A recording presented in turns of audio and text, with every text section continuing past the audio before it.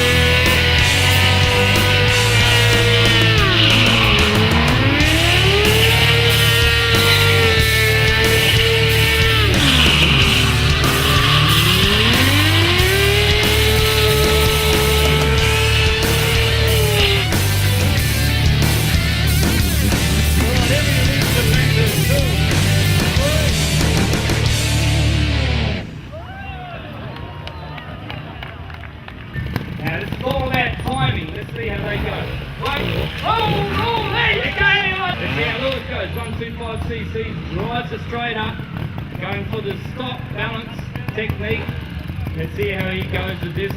Let's see how Neil hand up go. He's not really good. Oh, there you go! 1, 2. Let's see how Neil drives it up. Yes, lands the bike, hops the bike. Hey, can you believe that? Look, he's just balanced there. Oh, switches it around. Oh, the front tyre's almost off. I don't know if that back tyre's on.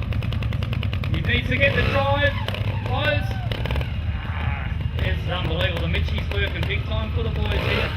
Lands it again. There he goes. Oh, that back tyre's right on the edge as he hops the bike around trying to maintain his balance. The boys are proudly supported here by Bell Ray. Very proud to be supporting these boys. If he loads that back tyre, he's in also. He's going to jump onto this, I think. Yeah. Oh, that tyre! He's in on the show.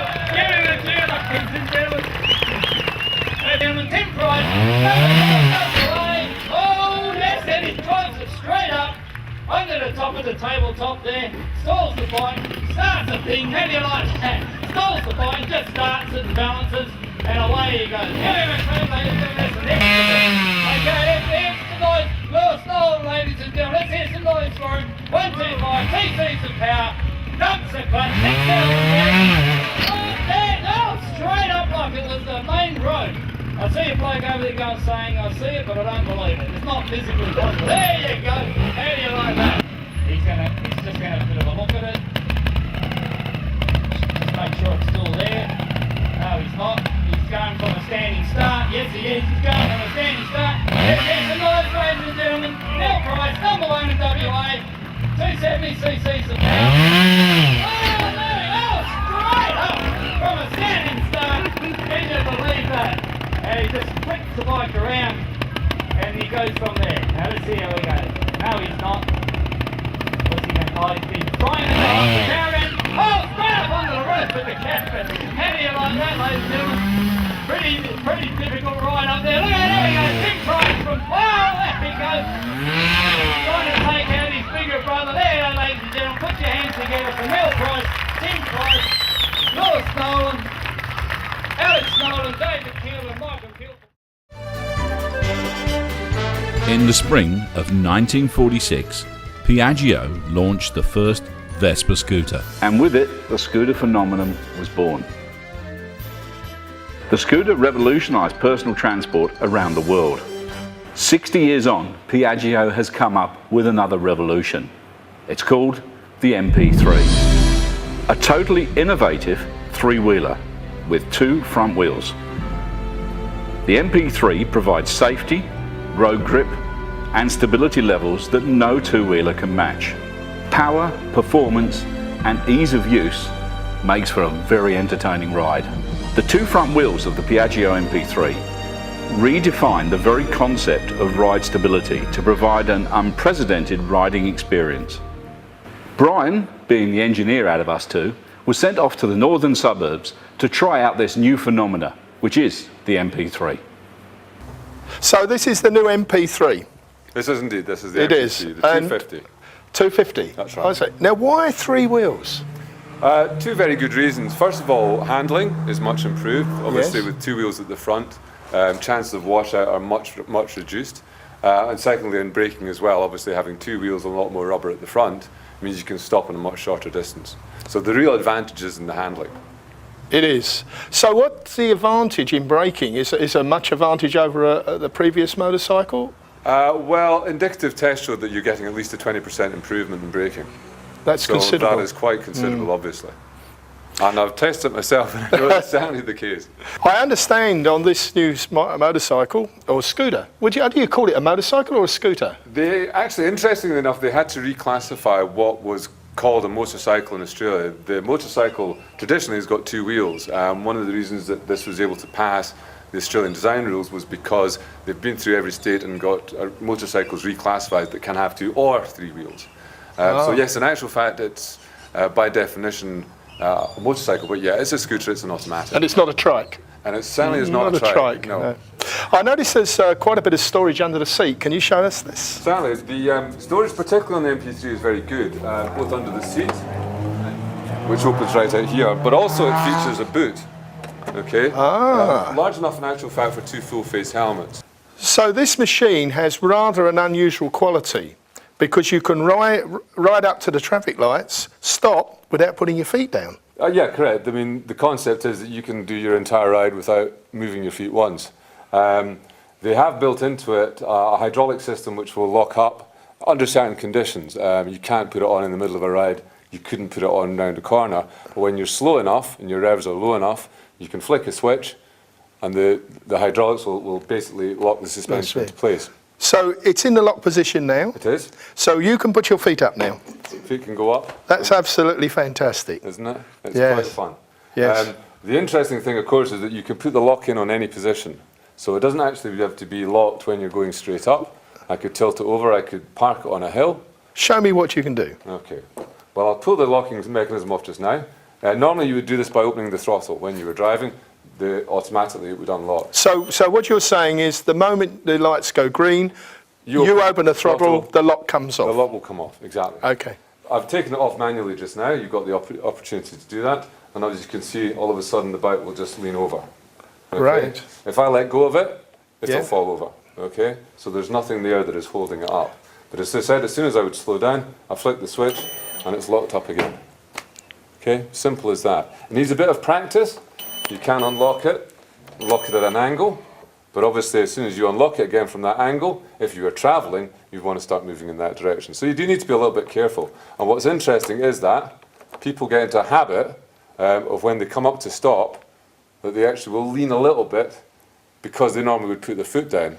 And you walk in that position, it feels very strange. Well, what you're telling me then, with this dual braking system on the front and the fact that it can stop so fast, you're not likely to be caught short, as you are on many motorcycles. It's a very unusual circumstance. I have had it tested when somebody was, looking at me, obviously never seen one before, completely forgot to indicate that he was turning right, pulled in front of me, I had to put the anchors on in a hurry, and it stopped in a straight line in about 2 or 3 metres. Welcome back to the show. Coming up, we've got some of the local news that's been happening around WA. Simon, would you like to kick it off? Well, actually, I've got some news from the Gold Coast. That could be. It could be very interesting. I thought this was right in WA. I know, but apparently they ride bikes over in Queensland as well. Who would have thought it? Triumph Australia have just launched their Street Triple 675. It's a naked street bike, very impressive machine. And they've realised that it's a stuntman's perfect bike. Lukey Luke from Melbourne. He's the first sponsored factory stunt rider in Australia. And that's certainly a full credit to his ability on a bike. He's 25 years old. He already has a couple of titles, including the 2007 Moto Mayhem title. And he's doing quite good things for the sport of stunt riding.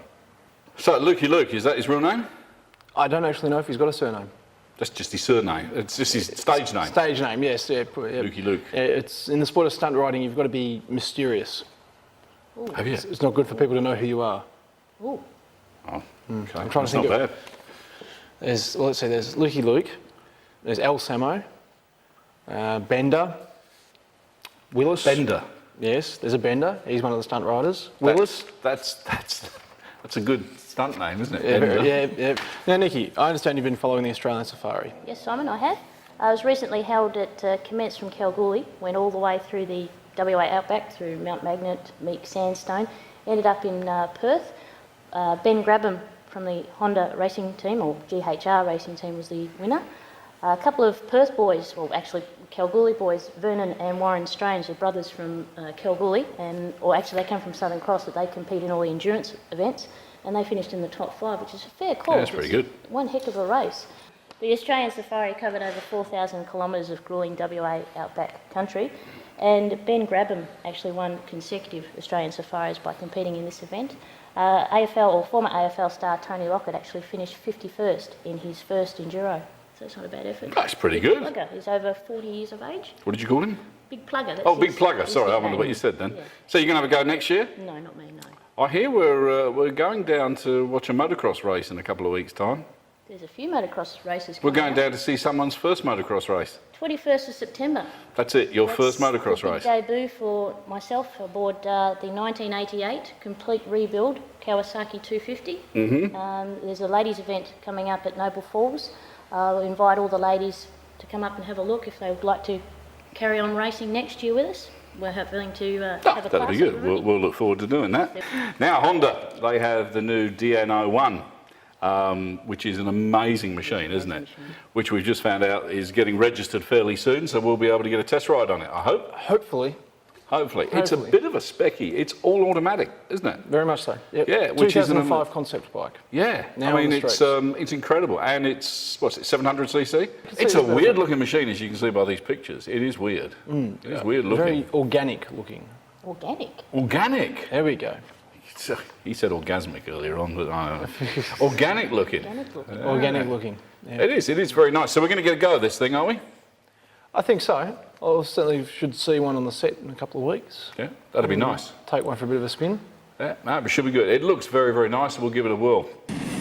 Sunday was the big event, with over 200 odd competitors making the trip to Southern Cross to try their luck at their share of the $30,000 in prize money. Local Norseman rider Jared Hockley on board the Yamaha was crowned King of the Cross. Second was Paul Grant on the KTM, and Perth young gun Stevie Hilliers from the BSA Harley-Davidson Club, who was giving them a run for their money in the state championship. The ladies' event for Queen of the Cross was won by interstate rider Christy Gillespie, with Darwin local girl Melissa Holmes second and Karen Wiggins on the Yamaha from the lightweight club in Byford coming in on third. The quad event was won by Chris Brenton, with Ryan Lancaster second and Chad McKay third. The veteran class saw Steve Moritz from Junior Lap Motorcycles first, followed by Wayne Atkins and Kamal Godfrey in third place for the day. Special thanks must go to the Southern Cross Motorcycle Club, and in particular to Dwayne Kings for the hospitality shown to Riding WA. I think we'll go to the Vintage Motocross Club, shall we? Let's do that. Yeah.